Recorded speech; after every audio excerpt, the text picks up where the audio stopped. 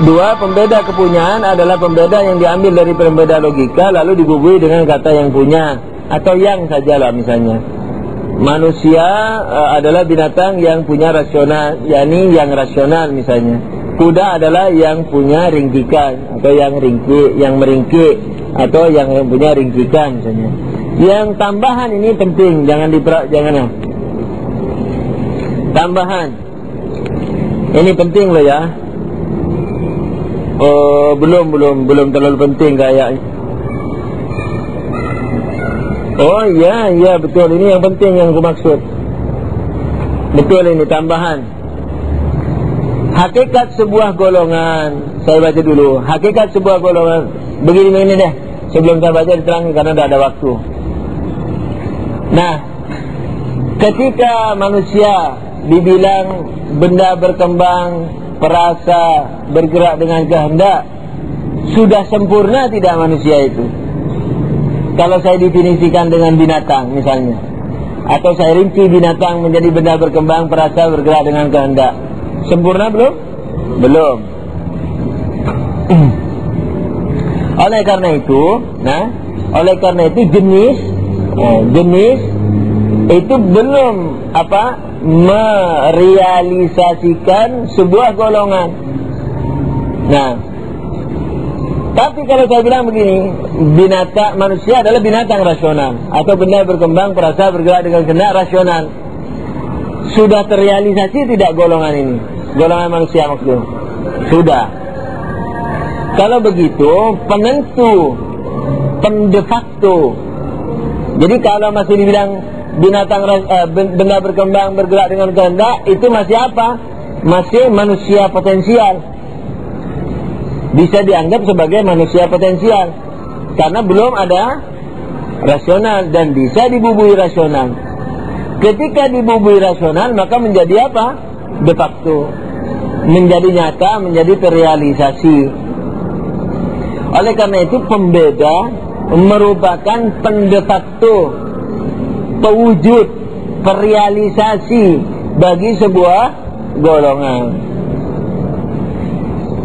Oleh karena itu, yang kedua, pembeda adalah penentu bagi golongan, bagi sebuah golongan, yakni penentu bagi terrealisasinya sebuah golongan. Ini bagaimana ini? Bolak-balik.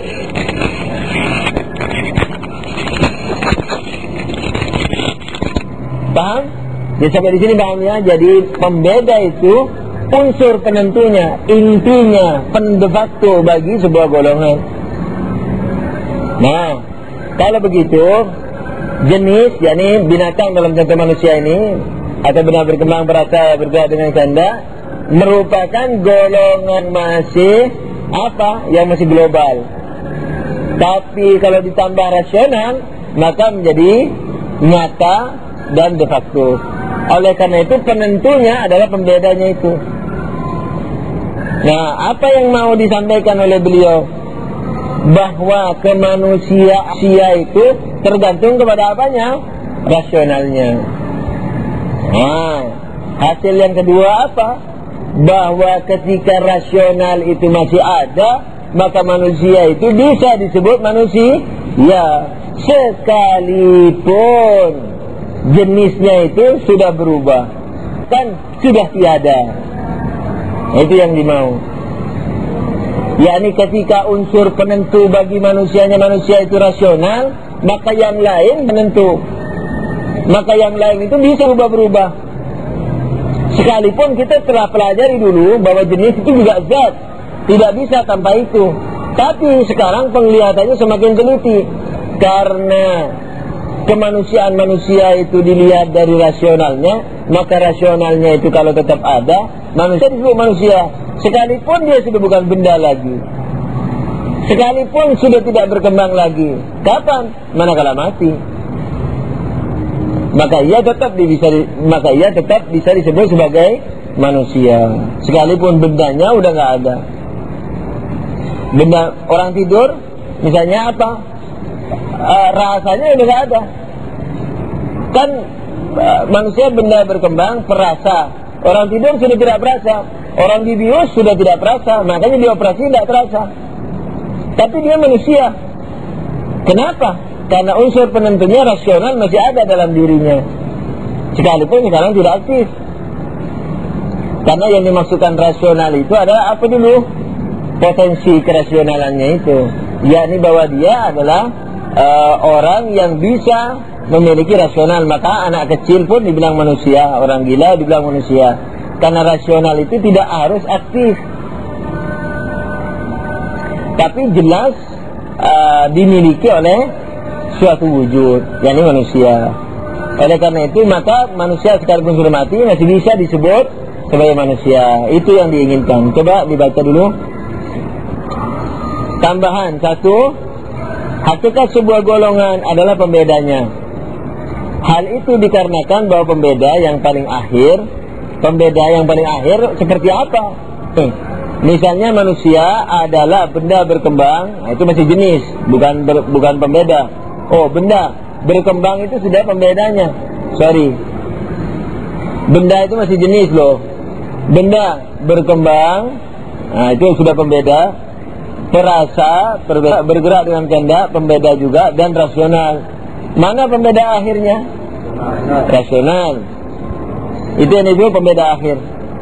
Nah, pembeda yang paling akhir seperti rasional tidak lain dan tidak bukan adalah penentu identitas dan perrealita bagi sebuah golongan yang memilikinya. Sedang jenis-jenis dan pembeda-pembeda yang lainnya, apa jenis-jenis? Seperti benda. Pembeda seperti apa? Yang lainnya seperti perasa, bergerak dengan kehendak, itu berkembang misalnya juga. Apa? Yang lainnya hanyalah sebagai pemberi identitas globalnya. Jadi kalau disebut misalnya, oh ada nih benda berkembang perasa global, apa itu? Meringkik, rasional, nah orang mesti tidak tahu, mesti global. Oleh karena itu selain pembeda akhir tersebut dimiliki olehnya atau terkandung di dalamnya secara global dan realita. Oleh karena itu selain pembeda akhir tersebut dimiliki olehnya, nyanya kemana? Hah? Nyanya kemana? Hah?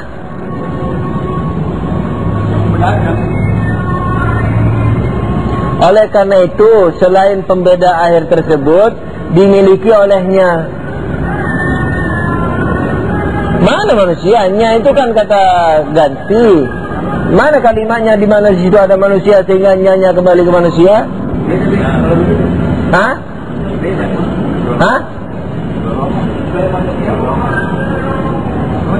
Seperti begini. Misalnya aku melihat Joko, ia minum es, ianya kemana? Joko, masa ke mertua? Di sini mana? Oleh karena itu, perhatiin kalimatnya. Oleh karena itu, selain pembeda akhir tersebut dimiliki olehnya. Pembeda akhir, yakni rasional itu sebenarnya memiliki kebendaan, keperasaan, kebergerakan dengan kehendak, begitu, tapi secara global. Oleh karena itu selain pembeda akhir tersebut dimiliki olehnya atau terkandung di dalamnya secara global dan realita. Jadi sudah pasti kalau kan bila rasional itu benda enggak? Ya sudah pasti benda, pasti berkembang kan begitu. Yang rasional pasti berkembang karena itu yang dimiliki kekayaan akhir. Orang jutawan punya rupiah enggak? Ya pasti punya rupiah. Karena jutawan itu kumpulan dari rupiah-rupiah, kumpulan dari ribuan-ribuan. Nah dia sudah sampai ke jutawan, dia sudah sampai ke rasional, berarti memiliki yang sebelumnya.